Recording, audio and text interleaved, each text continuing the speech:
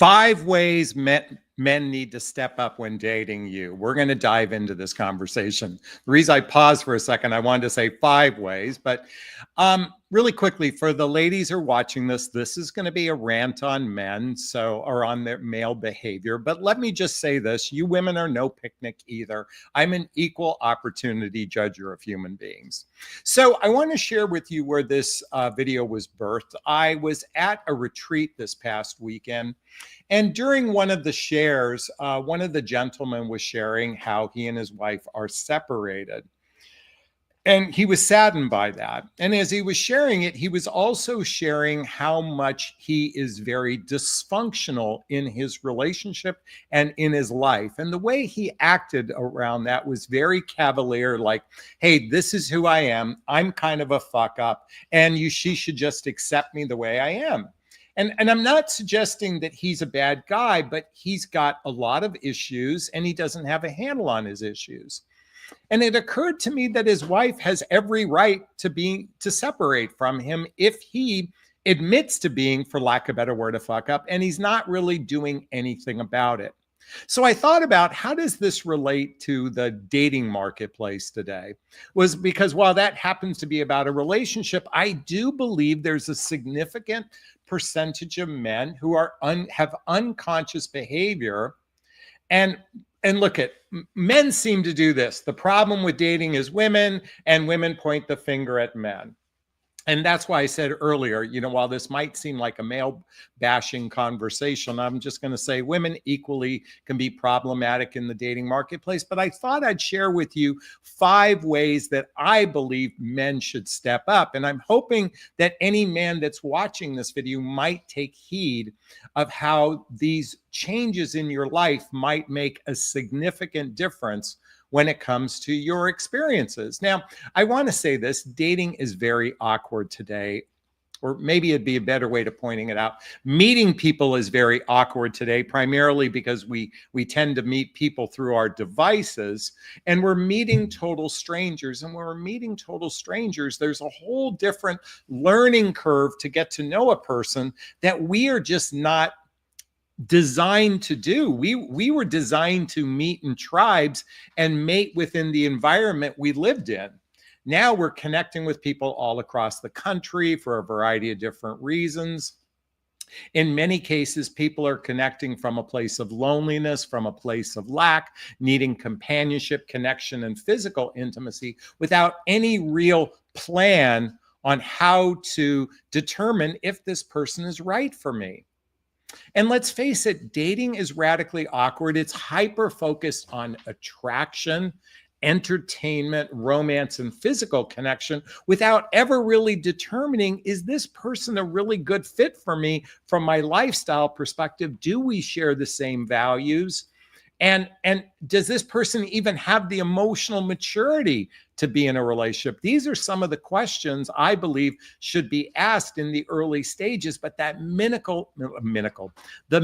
that chemical, I was combining minute and chemical together, the minute that chemical reaction occurs, it can just completely blind us. It can completely make us wear rose-colored glasses. And again, I think a lot of people are just awkward in the space of getting to know another human being. That's why there's a significant percentage of singles who are not even actively in the dating marketplace. There's a significant percentage of singles that say, as much as they'd like to have a life partner in their presence, in their space, in their life, they just don't make the effort. And rightfully so. It can be demoralizing to put yourself out there over and over and over again and have disappointment. And ideally, if both men and women could step up with more consciousness with what I'm about to share today, it might make a significant difference. So let's dive into these 5 ways. So again, this is going to be a little bit of a rant on men, and I'm hoping that, ladies, if you have a male friend, send this to them because I want them to watch this. But for the guys watching, I'm hoping maybe you can step up in these areas. And area number 1 is lead with integrity, not performance. Lead with integrity, not performance. Stepping up means not being stepping up means being genuine, not playing a role to impress. Let me repeat that, not playing a role to impress. Women are tired of that polished dating app version of you. Real leadership in dating is showing up authentically, consistently, no bait and switch. Now, I do want to say this about the dating apps. Both men and women put together such poor dating apps. So when I said polished, I meant what I'm like, I will say this, most men and women do such a poor job creating their dating profile, whether it's the photographs or the essay they wrote. So it's not that polished, but I meant it in the sense the way Chris Rock talks about showing up as the ambassador of your best self. Remember I said earlier, dating was about attraction, entertainment, romance, and physical connection? Well, within that entertainment, it's about pleasing somebody. It's about impressing someone. But that's not who you are. Not to suggest you don't want to impress a person. Certainly we do. But it's more important to lead with integrity, lead with your authentic self. And sometimes the authentic self is rather messy. Whether you're a man or woman, it could be rather messy. Most of us in midlife aren't, riding high on the happiness trail. We're not, billionaires and traveling off to Dubai and driving our Maseratis and that sort of thing. The average person in the dating marketplace has a relatively average job, whatever the word average means to you, but it's not like they're rolling in the dough, and they're not flashy in that sort of sense. But what's most important is showing up as your authentic self. And that means, when someone asks you, how are you doing? If you're not doing well, then be open and be authentic in that space. Authenticity actually builds trust with another person. And repeat that. Authenticity builds trust. And the most important factor in a life partnership relationship is to build trust with another person. Trust is do you have my back? Your best interest represents my best interest. That's what trust is all about, that you can count on this person. And how we build trust through vulnerability, authenticity, and transparency. That's how we build trust with another human being. So lead with integrity, not performance. And just to give you an example, and I have a list of examples. Don't take her to some trendy rooftop bar and act like you're Mr. Suave if you can't even be consistent with a text message. Don't call her babe if you're not ready to treat her like a priority. Integrity is when your actions match your words, not when your charm is on for the date night, but off when she's not around. Let me repeat that. Integrity is when your actions match your words, not when your charm is on the date night, but off when she's not around. That's integrity, not performance. Okay. Number 2, make your intentions clear from the very beginning. A man who's emotionally mature doesn't breadcrumb or keep a woman guessing. He makes his intentions known and respects her time. Clarity is confidence. Vagueness is cowardice. Look, guys, I recognize that you could be confused. You might like something about this person, but you might have uncertainty. That's just a natural state of being. But being clear on your intentions. Do you have a short-term mating strategy or do you have a long-term mating strategy? A long-term mating strategy is looking at it from the place of building, a house together, a house that you can live in. I'm talking metaphorically speaking, okay? In other words, it's looking at it from a long-term perspective and not just to get your basic needs met, again, of companionship, connection, and sex. There's something more valuable to a relationship, and that is commitment. I'm going to tell you something. The value of a relationship is the commitment. More importantly, for those of us in midlife, the days in front of us are shorter than the days behind us, meaning, ultimately it's having someone to grow old with, someone that will be there for you through thick and thin. That's really the ultimate, I believe, goal of of a committed relationship. But if you have a short-term mating strategy, that's not fair, because here's the thing, guys. The minute you're physically intimate with someone, we can get, or women particularly, but men too, we get attached to another human being. And it's very disingenuous to create an environment of potential attachment if you're not going to go through with it. Now, again, it's absolutely okay to be, to have doubts, to be uncertain, but be vocal about it. Not from a place of like to keep intentional distance per se, but just say, hey, you know, I'm still in the process of getting to know you. It takes time to build trust. You know, but my intention is to pursue this from a long-term vantage point, not a short-lived vantage point. Okay? Make your intentions clear very early on. Number 3, regulate your emotions, don't project them.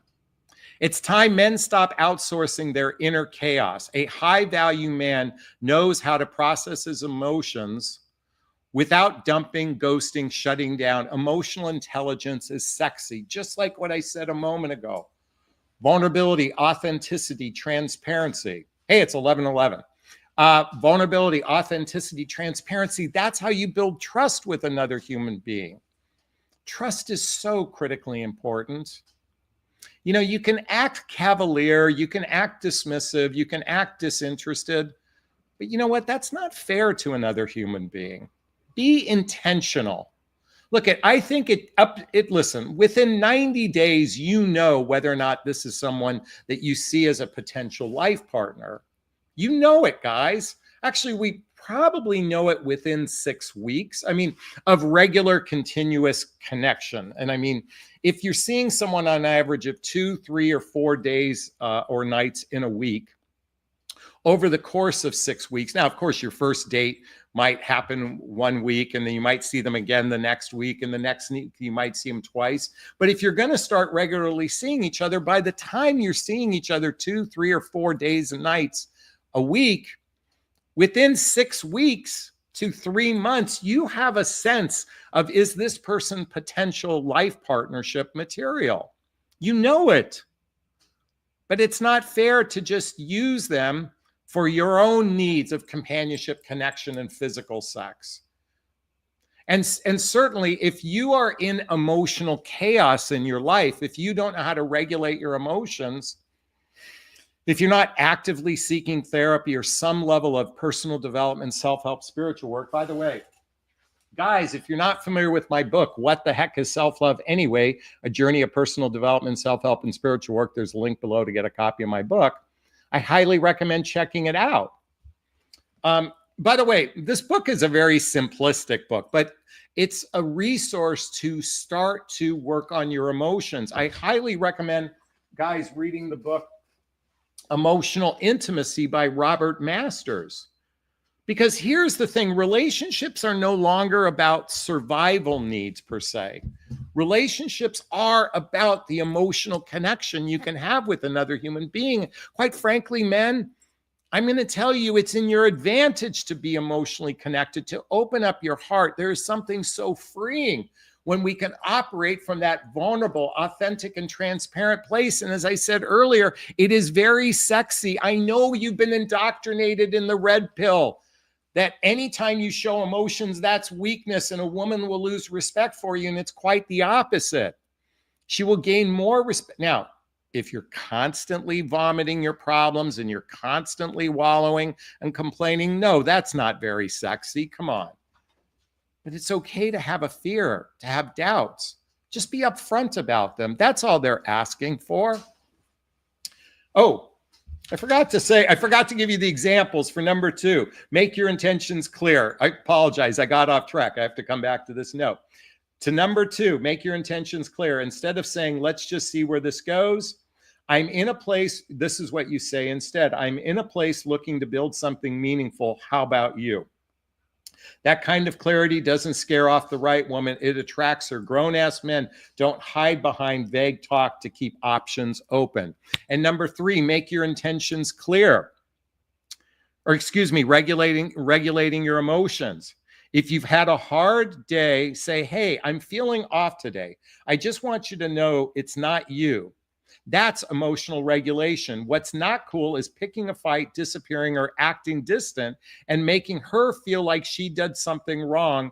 Own your inner world. Okay, I want to repeat that one. Guys, if you've had a hard day, hey, I'm feeling off today. Just want you to know it's not about you. That's emotional regulation.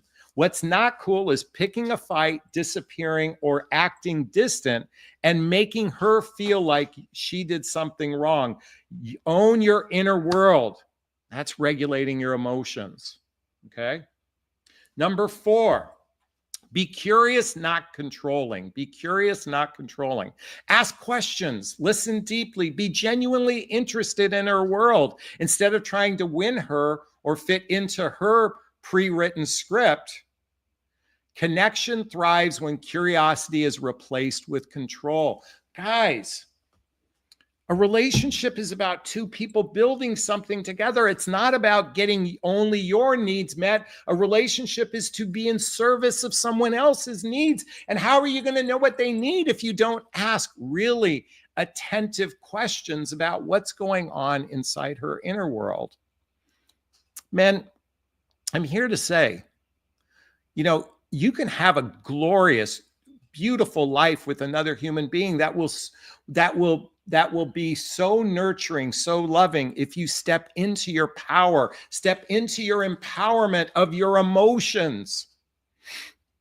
I know we've been indoctrinated as little boys growing up that we are taught to stuff our emotions, that it is weakness to show who we are emotionally. But I'm going to tell you something. It takes gigantic courage and strength, as Brene Brown talks about. Where's her book? I got so many where's my Brene Brown book? Oh, well, Daring Greatly is one of her books. But Brene Brown says true vulnerability is courage. Can someone write Brene Brown in the chat box, please, or in the comments section? I believe she says something along these lines. True vulnerability is true courage. Be curious, not controlling. Ask more deeper questions. Be more emotionally open to her. And you find that you might experience the most glorious relationship of your life. An example of be curious and not controlling, instead of asking, why do you still talk to your ex? Try this. What's your dynamic like now? Curiosity opens connections. Control shuts it down. Women feel the difference and they trust you more when you come from curiosity, not judgment. And lastly, I got a drink of water first. Sometimes I talk a mile a minute, so you got to give me a little bit of a break. Number 5, match her energy, not just her availability. If she's making an effort, be bold enough to reciprocate. If she's emotionally available, don't just enjoy the benefits, meet her there. Maturity is matching, not taking. Sadly, we live in an environment where we're hyper-focused on our own needs met. And as I started this broadcast, ladies, you are no picnic either, okay? You can be just as self-serving, just as weak in these areas as men. And particularly because we've been indoctrinated that men must climb to the highest room of the tallest tower to prove their worth. Now, I do believe showing up with integrity, making your intentions known, regulating your emotions, being curious is part of that. But you know what? A relationship is built with two people making investments. So men, if a woman is putting energy towards you, then please, for her sake, step into your power. If she's making an effort, be bold enough to reciprocate. If she's emotionally available, then don't just take advantage of that benefits. Show up vulnerable, authentic, and transparent. And an example of that, if she's planning a thoughtful date, if she's planning a thoughtful date, send check-in text message or be emotionally open. Just don't show up, nod, and say, cool. Step up, plan something, tell her what you appreciate. If she's showing up fully, don't meet her halfway with half-assed effort. Guys, one thing I want to say this, if you have any dates planned, Always do a check-in hours or that morning of a date or hours before a date. That's just the classy thing to do. But also, if she's making effort towards you, then it's imperative that you make effort beyond the I just want to get laid effort. Show up as an emotional grown-up. It will pay dividends in your life, I promise you. If you step into your power, you're going to find yourself in a juicy, delicious, healthy, happy relationship with a wonderful woman if you step in or step up. Is this sinking in? Is this resonating with you all? Please let me know. I'd like to hear your thoughts. Post a comment below. I do my best to read them all in the first 24 hours. As always, if you find value in my videos, please hit that like button. Please share this video. Please subscribe to my channel and hit that notification bell so you can be notified of new videos. And if you want to connect with me directly, hey, there's links below. Schedule a discovery call with me. Even if you just want to talk and get some perspective, schedule a discovery call to see if working with a coach is right for you. There's links to join my group called Midlife Love Mastery. There's links to get all the books I recommend. There's links to follow me on social media and to get my dating vows. You're definitely going to want to get my dating vows. It's listed below. All right, those who know my live format know it's time for Q&A. If you have a question of me, there's a little chat box in the corner. Write the word question, then post the question thereafter. Or you can purchase a super sticker, super chat. All of the monies from the super sticker, super chat goes to a scholarship fund in the name of my son, Connor Aslay. That's my son right there. He passed away almost 7 years ago, and in his honor, we donate to causes like the Hoffman Process Insight Institute, and we give scholarships to coaching as well. And our goal tonight is $50, so I'd appreciate some love for Connor. All right, I just saw that we have a question from Poultry Flowers. Why do we hear to be ourselves and to be authentic, but then told to control our emotions? Aren't our emotions who we are? Well, that's a good question. I don't believe it's about controlling our emotions, but certainly regulating our emotions if we are leaking. So, and certainly check in with your emotions, but I don't believe it's about controlling them. It's about understanding what you are feeling and where those feelings come from. I do believe if, let's just say that you're on a date with someone, I'm going to use an example. You're on a date with someone, you talk to your ex-spouse right before, and then you come to the date and all you do is talk about your ex, talk about your ex, talk about your ex, talk about your ex, talk about.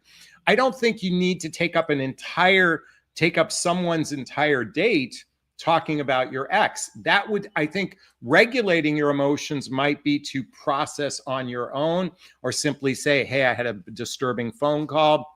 I just need a minute to take a breath and to reconnect with myself. That would be, I think, what's meant by controlling our emotions.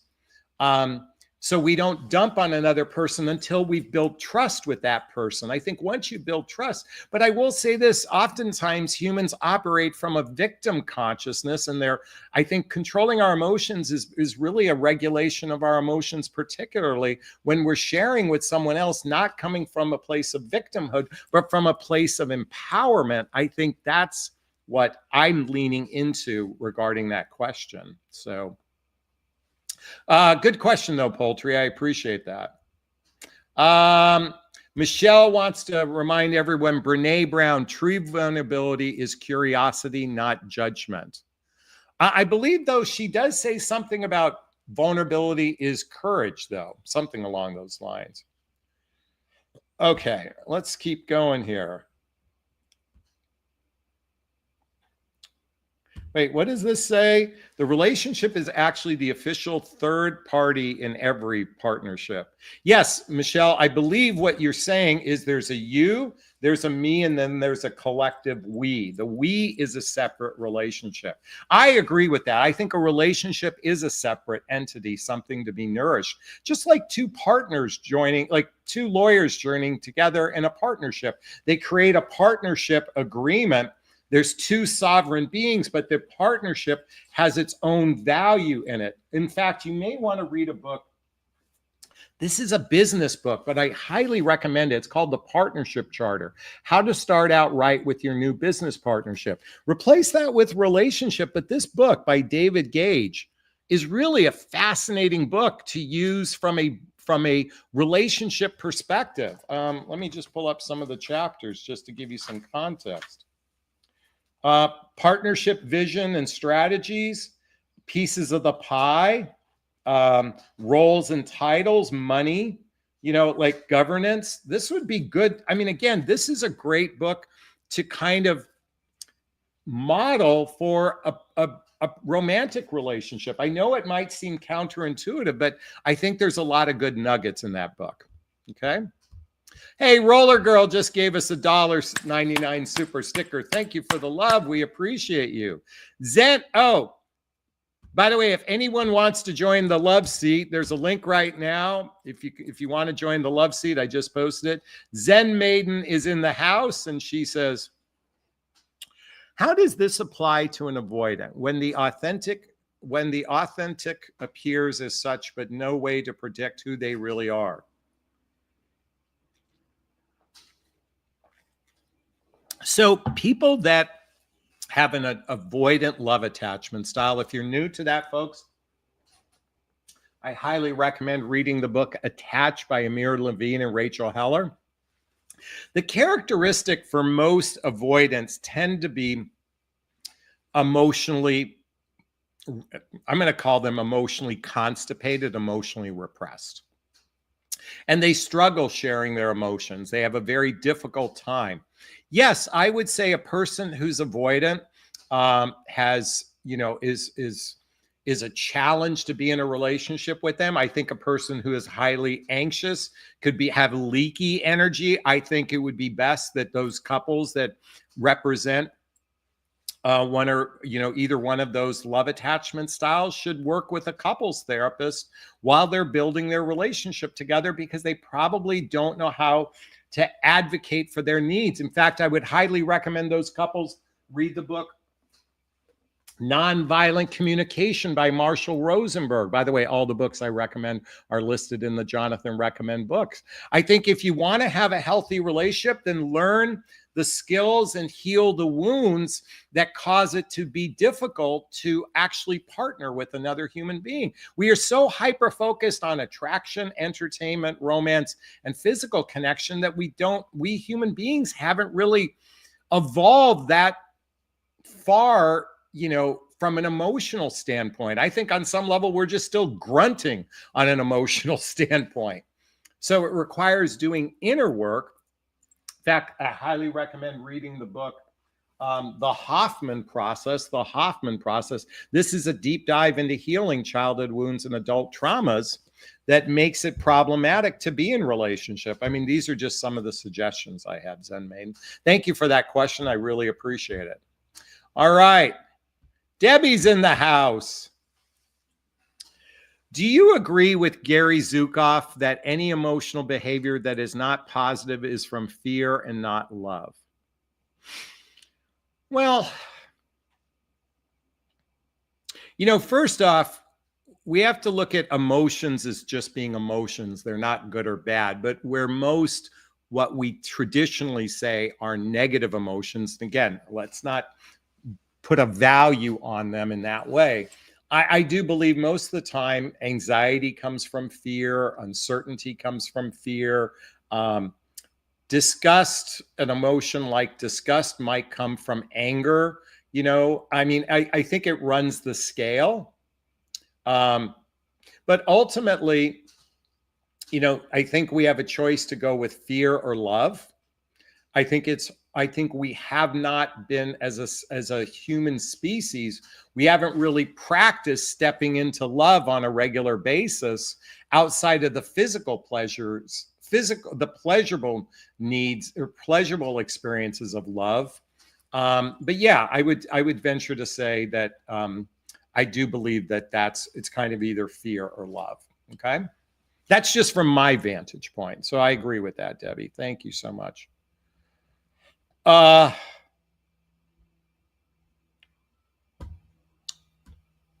Zen Maiden says, yes, we do focus on the attraction fun factor perceived sincerity, perceived honesty. I agree. Chappelle says, good evening, Jonathan. Thank you so much. I appreciate it. If you have a question, write the word question and post the question there after, or you can purchase a super sticker, super chat.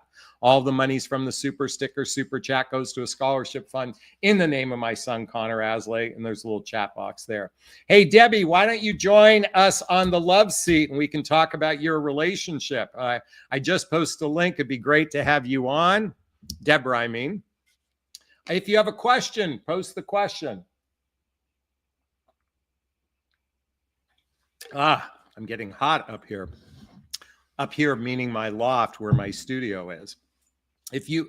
Folks, if we don't have some questions come up soon, we're going to wrap up early today. I do have a list of questions that came into my inbox, but I would appreciate it if you guys would step up and post some questions. Okay, here's a question that came into my inbox. After being cheated on in my last relationship, I can't seem to let my guard down. How do I rebuild trust with someone new without dragging my old baggage into it? That's a great question, and that's a real tough one. I think we have to get to a level of peace and forgiveness for any relationship that we felt betrayed us or hurt us. You have to get to some level of peace within that relationship. I believe doing a forgiveness exercise, looking at what positive things you learned in the relationship, how have you healed from this relationship, what was good about it, what you're most grateful for. I believe when you reach a level of gratitude, now I understand if you had to call a doctor, an attorney, or a policeman, I understand that might be more challenging and it would be best to go see a therapist to heal from that kind of relationship. But for the most part, I think once we can come to a place of forgiveness, I think we become ready. Forgiveness and gratitude, we become ready to step into a new relationship. Okay? Great question. Thanks so much. Roller Girl has a question for us. What is the age group range that you prefer and why? Are you asking me personally what age range would I prefer to date and why? Or the age range I like to coach? I mean, and quite frankly, I'll coach anyone over 25 years old. But if you're asking, yes, me. Okay, so you want to know about my. From a romantic relationship perspective, I would say, I think my ego likes the idea of someone 15 years younger, but I probably would never date someone 15 years younger. I would say 7 years younger, 1 or 2 years older is kind of the range. I'd like to be around the same age, maybe. I would say 7 years younger. That's what my ego prefers. No, my ego prefers 15 years younger, but I would say 7 years younger, a couple years older is kind of the range. And I'm between the ages of 57 and 62. Okay, that's the age I'm in. I'll just let you figure it out from there, but that's the age I'm in, between 57 and 62. Okay, you're asking why. Well, my ego, why that age range? I don't know. I want to be with someone who's a contemporary, that gets my jokes, that gets the music that I like, ideally. Does my ego like the idea of someone younger? But I don't think I could be in relationship with someone younger. I might physically be attracted to someone younger, but I just don't think I could be in relationship with someone really a lot younger than me. I'd like it to be close to my own age. In fact, my last 2 significant relationships, they were women both older than me. One was 1 year older and the other one was 10 years older. I met the one 10 years older back in my 40s. Okay, Julia's in the house. Question, is it not a good idea to call a man? I don't like texting. I'm old-fashioned. You know what? We've got to change these stereotypes. I love it when a woman makes effort and calls me, and I love it when I make effort and call a woman. I like when we're both mutually making effort with one another. I don't like this old-fashioned chase because it sets you up for failure. And why I mean it sets you up for failure, believe me, a guy oftentimes chases sex, not necessarily you. So, you know what? Let's not get hung up on this narrative. Make effort. Mutual effort is sexy when both people make mutual effort. Nikki says, how to build a relationship after a breakup. So my ex-girlfriend is Dr. Sherry Myers. There's a picture of her. She wrote the book Chatting or Cheating. Okay. Now the subtitle says How to Detect Infidelity, Rebuild Trust, and Affair-Proof Your Relationship.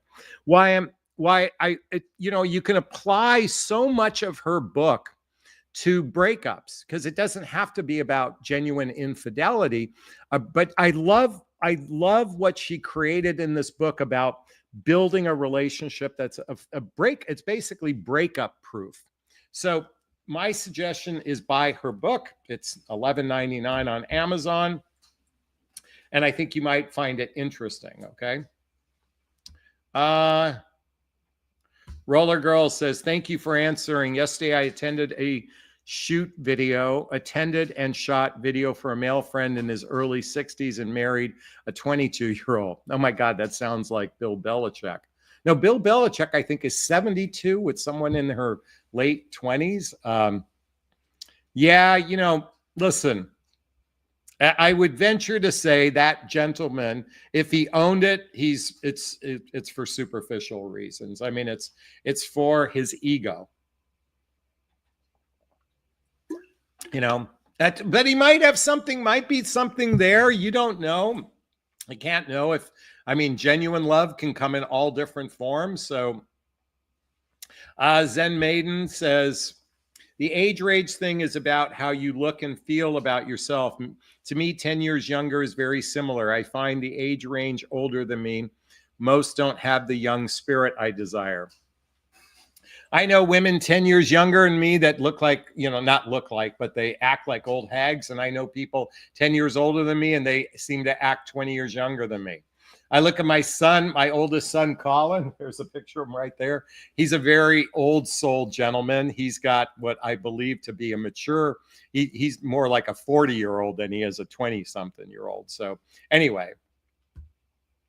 If you want to join the love seat, hey, come on, let's get a conversation going. I just posted a link. I just cracked my back. Roller Girl says they've been in love for 6 years. Well, if they're in love, good for them. Since she was 16. Wow, that's interesting. White is in the house. Can someone just like doing everything alone and being alone, but like a companion now and then to meet up with?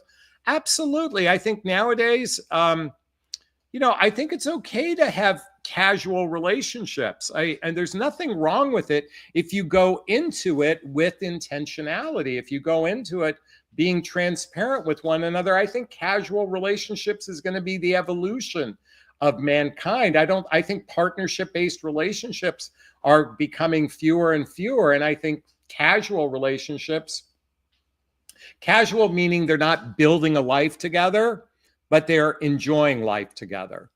I think that's going to be that is the trend of casual relationships now outnumber serious relationships. Do you have more questions on that, White? I'd be happy to process that with you. Let me ask you, does anyone have a thought about what I shared about casual relationships now being the predominant form of relationship today? Again, I'm okay with it if two people are being sincere with each other, if they're being upfront with each other. I think ladies, oftentimes you enter in casually hoping for something more later on, and I think that can be problematic. So anyway, all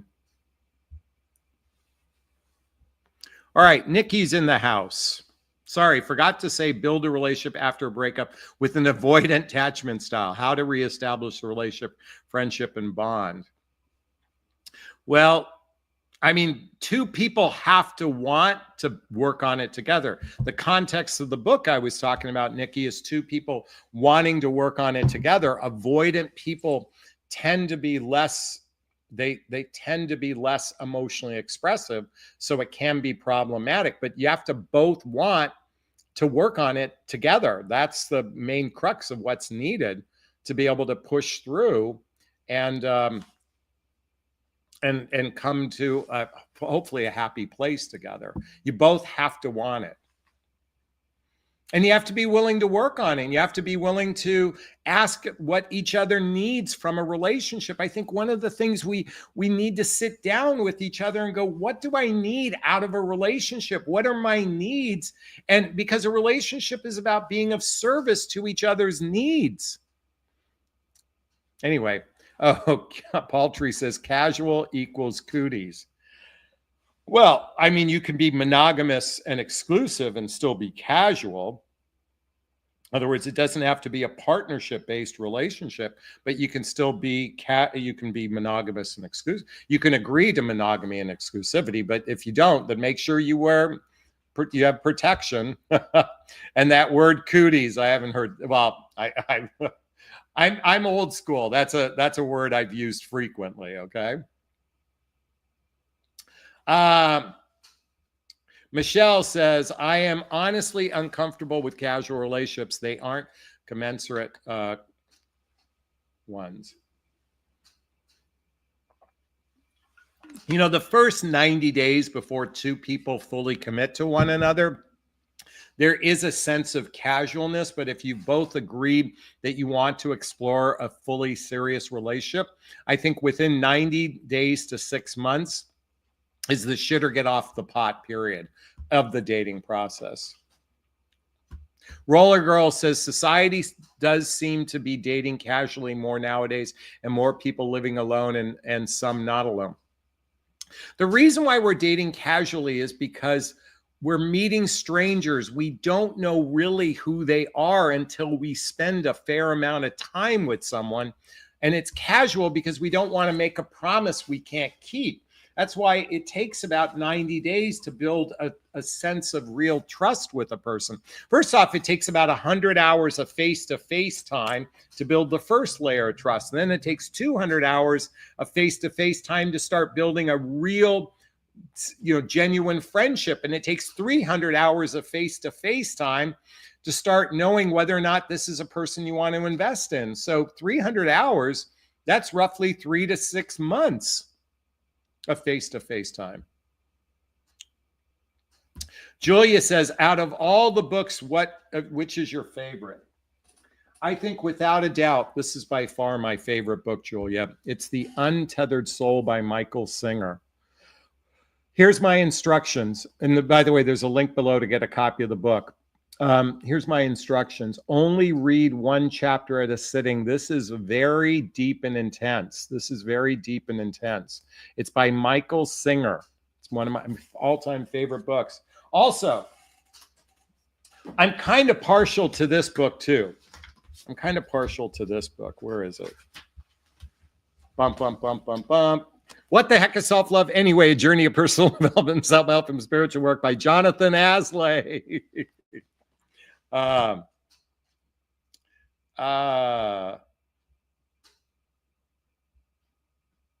Where did like being alone, like companionship now and then meet up? White wants to come back and ask about sex. Okay, let's go back to the original question. Can someone just like doing everything alone? Can someone just like doing everything alone and being alone, but like a companion now, meet up with them for sex?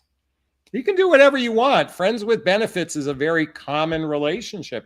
You are entitled to do whatever you want. I want everybody to be in integrity with everybody that they're interacting with, because that's the kind thing to do, is be in integrity with them. Okay. Johika. Joelica? I don't know. I butchered your name. Question, why do you think now more than ever people struggle with finding love? With technology and information, shouldn't be easier? Well, actually, we are now 1,000 times more evolved than 40 years ago. What was it in the movie Sleepless with Seattle? There's a scene where in the movie Sleepless Seattle, where Tom Hanks's real wife, or his real time wife, there was a guy said it's easier to be killed by a terrorist than find love in your 40s. People now in their 40s, 50s, and 60s are having opportunities they never had before. It was practically a death sentence back in the day. It is not hard to find love. We now just have a paradox of choice. We have too much abundant opportunities that we don't know how to actually get to know another human being because we have too much choice. That's the real problem today. It's not the lack of choice, it's too much choice. And by the way, and we have a very emotionally broken society of human beings. We have a very emotionally dysfunctional society of human beings. Roller Girl says, are you going to put your book on Audible? It is on Audible. If you just go to Amazon and you click on the Audible button. Oh, White come back and said, question, if we meet up now and then every week or two, what about sex? We're calling it companionship. I call it friends with benefits. There's nothing wrong with that. You can do whatever you feel right. Let's keep going here. Zen Maiden says, it's too hard to tell someone you just want to be friends. They couldn't read the room and had no clue. Question, do you think when it is the best time to tell someone you want to friend zone them? Well, I think it's if you are not interested in pursuing a romantic long-term partnership with someone, the minute you know it, then speak up about it. If you know it on the first date, then say it on the first date or the next morning thereafter. If you know it 2 weeks, 3 weeks in, many of you know I briefly dated a woman at the beginning of this year. We dated for about 8 weeks. I wasn't feeling like I was going through my own emotional shit, along with this, but I just didn't think we were the right fit for each other. And so, I will say I did it a little bit poorly. It kind of ended a little bit poorly, but I was transparent along the way. And it's okay to, so long as you're transparent, that's what matters most. Zen Maiden also comes back and says, yes, I agree. Paradox of choice. Most of us burn out with these apps and the dysfunction. Yeah. You know what? We are in a unique time in our lives. We have more opportunities than ever before that we're getting to meet people we wouldn't otherwise meet. But now it's because of that. By the way, do you know that women get swiped on by men 60% of the time, but women swipe on men only 5% of the time? I mean, women are getting hit on by a lot of men, but you reject a lot of men, possibly a lot of good men along the way. The surprising thing is you might have swiped left on your perfect match and just didn't even know it, because we oftentimes date with superficial eyes and not the eyes of heart. And it's true for men as well. Both men and women do that, okay? Quantity doesn't mean quality. That is true. But, every human being has value. Every human being has value. It doesn't necessarily mean that the right person for you, but I do believe every human being has value. All right. Zen Maiden says, I try to give them a chance and want to see if no sparks was possible. Yeah, you know what? We can sometimes like someone on a first or second date, but, that can shift. That's why it takes time to build trust with another human being. I think, it's very rare it's very rare two people meet and they're just energetically aligned. And unfortunately, we don't live in environments that we can get to know someone in an organic way. We have this accelerated need to learn about someone, and it's oftentimes driven by attraction, entertainment, romance, and physical connection. And that's what's really made our dating marketplace dysfunctional. Hey, did you find value in this conversation? The 5 ways men need to step up when dating? I hope you did.